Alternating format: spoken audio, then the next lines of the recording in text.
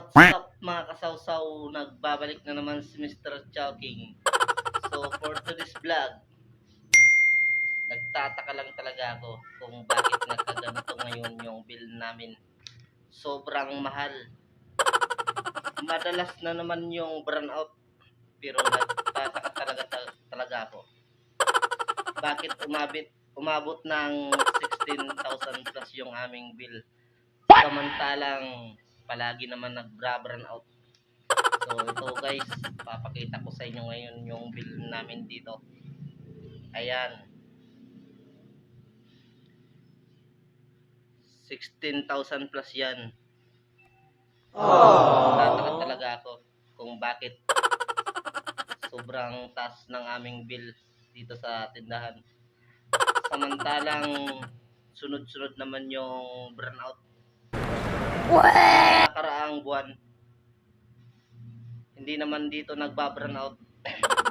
Bakit yung aming bill ay umabot ng 14,000 lamang? So bakit ngayong buwan ay sunod-sunod yung burnout, umabot ng 16,000 plus? Ano kayo ng mga taga-masil ko kayo ha? Parang minamani-manin nyo lang yung ginagawa ninyo ha? Imbis na bumaba na yung bill kasi madalas yung burnout, bakit sobrang mahal lang yan o? Ha? Nakakapagtaka talaga.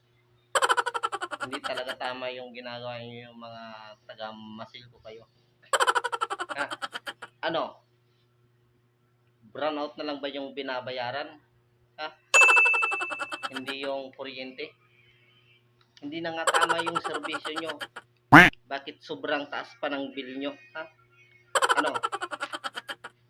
Bumabawi na lang ba kayo sa krudo?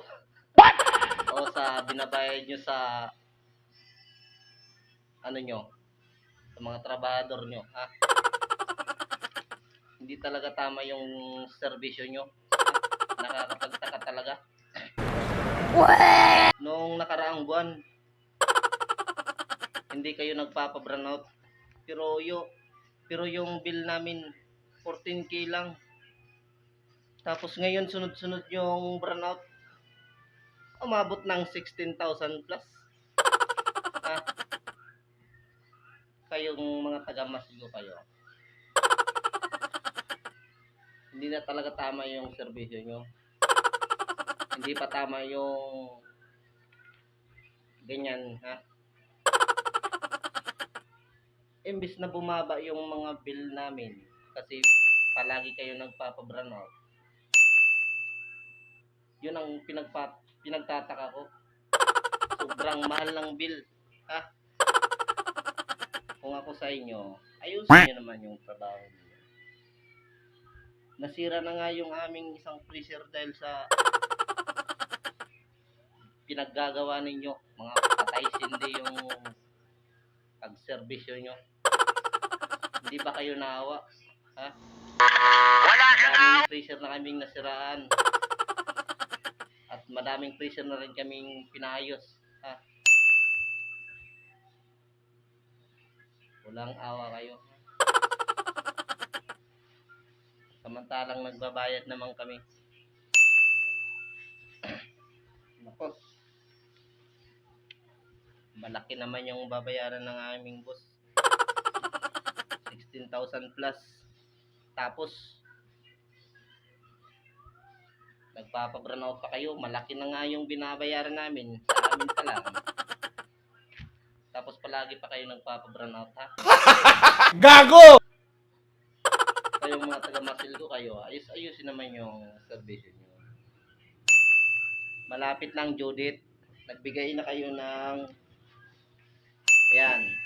Alam ko hindi talaga kayo magpapa-burnout kasi malapit na yung bayaran. Oh my God! Tapos na yung bayaran, matik na yan. Isang araw pa lang, burnout na. Pangalawang araw, burnout pa rin. Pag oras na rin ng due date, malakas ang babayaran namin. Yan. kasi bumabawi na lang kayo. Ha? Imbis na bumaba na yung bayaran, malaki pa. Kaya ano, mm, Gago! paniwala.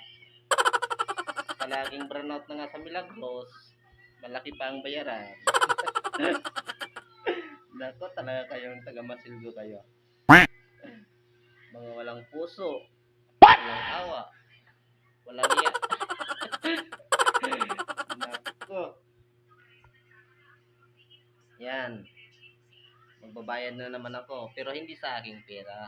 Kay boss. Ako lang magbabayad. Yan, ha? Next month. Pag palaging may ilaw, murang bayaran. Pag walang ilaw, malaki ang bayaran.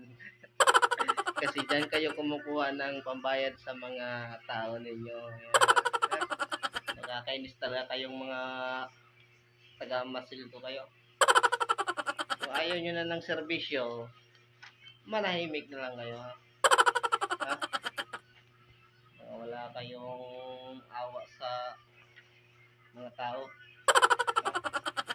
Nagpapailaw lang kayo kasi malapit na ang bayaran. Ha?